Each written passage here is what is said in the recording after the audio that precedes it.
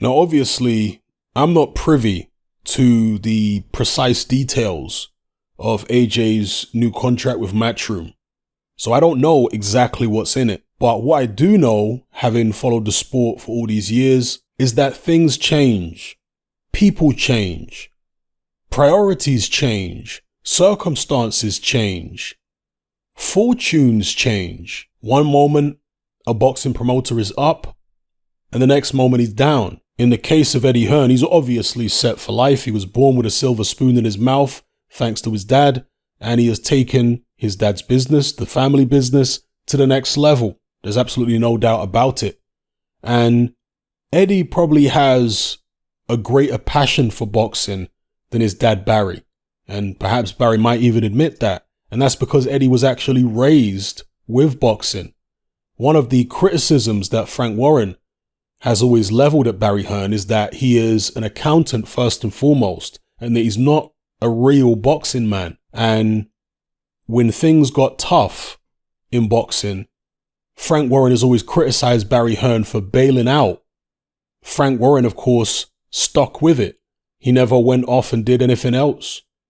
His main focus, business-wise, has always been boxing. And he's also suggested that Eddie might be something like his dad and be more of an accountant, more of a businessman than an actual boxing man. And Eddie himself has said that he's not going to be around in boxing forever.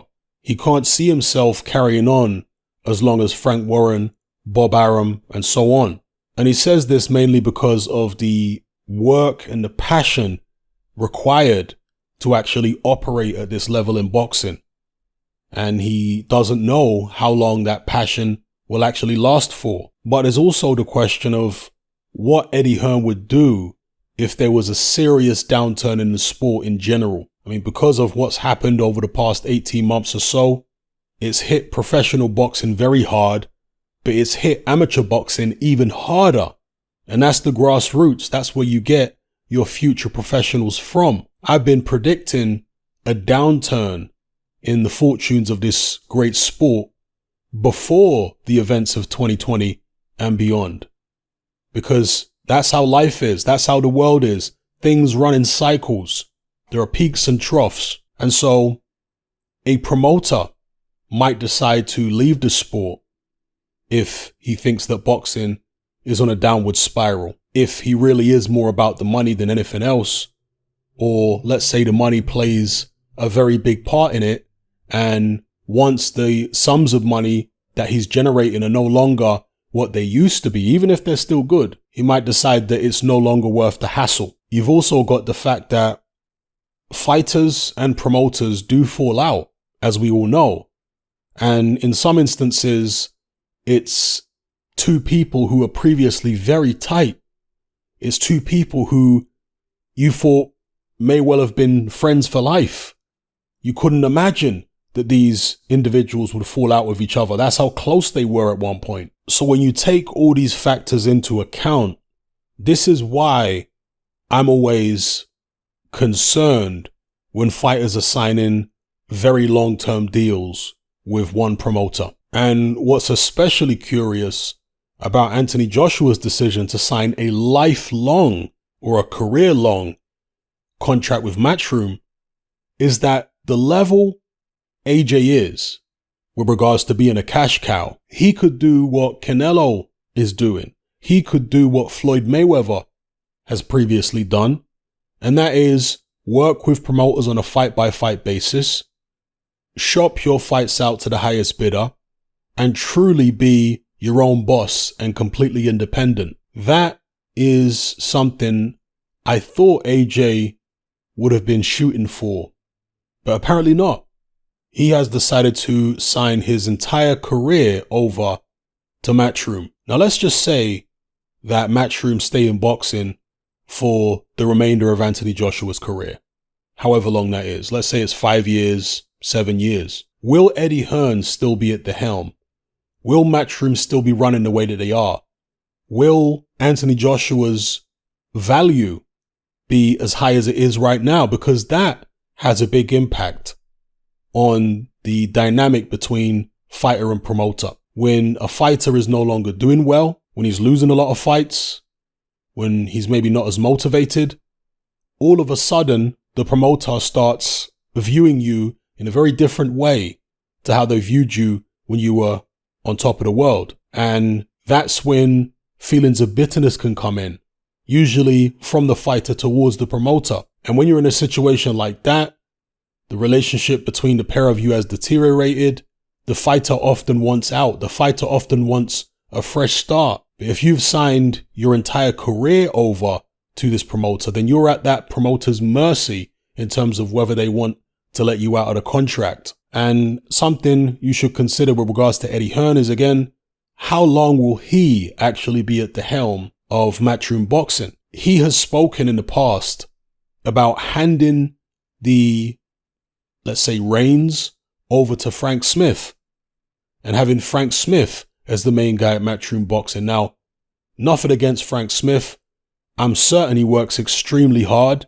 Maybe he works even harder than Eddie Hearn. I don't know. But what I can say is he is not as talented a salesman as Eddie Hearn. And don't underestimate the significance and the importance of that. Being a promoter is all about selling. And with Eddie Hearn, it's not just his ability to sell fights to the public.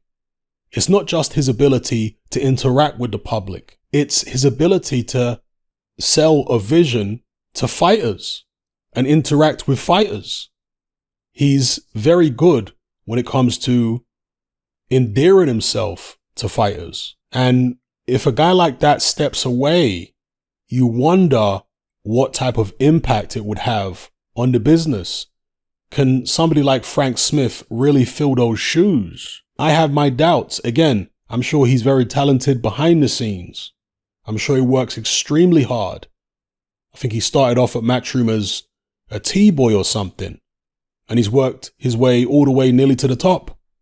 So clearly this is a guy that's a grafter, but not everybody is as talented in front of the camera as a salesman. I know Eddie Hearn keeps on talking about how he's grooming Frank Smith to take over his position, and Eddie Hearn probably thinks that Frank Smith can do what he can do. But personally, I don't. I think it might be a situation where when Eddie Hearn is particularly close to a person, he struggles to see their flaws. And I say this because he's constantly bigging up Mike Costello as the greatest boxing commentator that's ever walked the earth, or certainly the greatest boxing commentator alive right now. This is what Eddie Hearn has been saying about the guy. Again, I don't have any kind of vendetta against Mike Costello. I'm just giving you my view. And to me, he's not a great commentator. He's not terrible, but there are so many other commentators out there that are better than him, in my opinion. And I think you'll find the opinion of many other people as well. To me, it's curious that Eddie Hearn has been banging on about how great Mike Costello is. It leads me to suspect that there's some type of friendship there or some type of association. Maybe it's just nostalgia, I don't know. Maybe Eddie Hearn heard Mike Costello commentating on some of his favorite fights and that has stuck with him. Whatever the case may be, I'm just trying to see if there's some type of pattern here whereby Hearn, like I say, sees talent in people which might not be there. And when I say might not be there, obviously, again, Frank Smith has talent. It's just whether he has talent on camera as a salesman. And to me, he hasn't demonstrated that. And that is not to be underestimated. People call Eddie Hearn a salesman as if it's an insult. Well, no, a promoter is a salesman. He's selling fights. And he's selling contracts to fighters too. That's what he's doing. Anyway, time will tell if this was the right choice for AJ. But he's gone ahead and done it. Signed a career-long contract with Matchroom. Why he doesn't just want to be a free agent like Canelo or Mayweather before him, you'd have to ask Anthony Joshua. Maybe somebody could ask him that question. I don't expect you'll get a particularly detailed answer, because AJ does tend to answer things in a very wishy-washy, generic fashion a lot of the time, or sometimes in a very cryptic fashion. But hey, it's his life, it's his money, it's his career, and it's his business, and he's made enough money now that he's surely absolutely set for life anyway. So if it did go belly up with Eddie Hearn, he's still going to be good.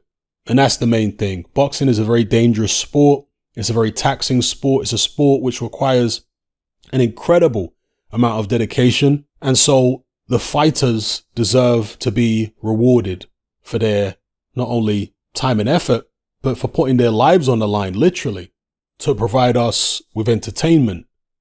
There was somebody in the comments section of one of my videos years ago who pulled me up when I said that fighters put their lives on the line for our entertainment. And he said, they don't do that at all. They get paid. They're not going out there putting their lives on the line for our entertainment. They're putting their lives on the line to make money. Well, this person clearly misunderstood what I mean by fighters putting their lives on the line. When I say fighters are putting their lives on the line for our entertainment, that's literally what is happening when they step in the ring. They're providing us with entertainment by fighting, and that is putting their lives on the line. It's their choice. It's their career path. But if you look at a fireman, for example, it's a more important job than a boxer. But do people become firemen just because they want to save people? Or do most people become firemen because they want to earn some money? Perhaps it's a mixture of both, and perhaps with fighters, it's a mixture of both. Is it solely all about the money, or do they actually like to entertain people? Anyway, that aside, AJ's made his decision. I just personally hope that this doesn't inspire other fighters, maybe younger, more impressionable fighters, to follow in Anthony Joshua's footsteps and start signing, God forbid, lifetime contracts, or at least very long contracts, like Daniel Dubois, for example, who signed a 5-year extension with Frank Warren. I hope this doesn't become a trend, again, because people, it's like monkey see, monkey do. They will just follow what people they respect in the game are doing, even if it's not the right thing for them. It might be the right thing for the top guy in the game, or it could be the wrong thing. But what's right for him isn't necessarily right for you. You understand? So anyway, let me know what you guys think in the comments below about Anthony Joshua signing a career-long deal now with Matchroom. Do you think it's the right decision? Do you think it's the wrong decision? Are you surprised by the decision? Let me know in the comment section below. Come and join me on Patreon and access my weekly no-holds-barred, censorship-free podcast where we lift the lid on a wide range of controversial topics. It's not mainstream friendly, it's not politically correct, but that's the whole point. We dare to stand as a beacon of reason against an army of insanity. Just head on over to my Patreon page and select the tier called Hatman Hot Topics. You'll gain access to a minimum of 2 hours of exclusive content every single week, including podcasts, videos, interviews, live stream Q&A sessions, as well as my popular Confessions of a Nightclub Bouncer series. Not to mention a vast back catalog of hundreds of hours of previous episodes. You can listen via the Patreon app with the option to download in high quality MP3. We've also got a Discord server where you can come and chat and hang out with myself and other members. There's no contract, no commitment, and you can cancel at any time. So come and join our community of free and critical thinkers by signing up with me here on Patreon today.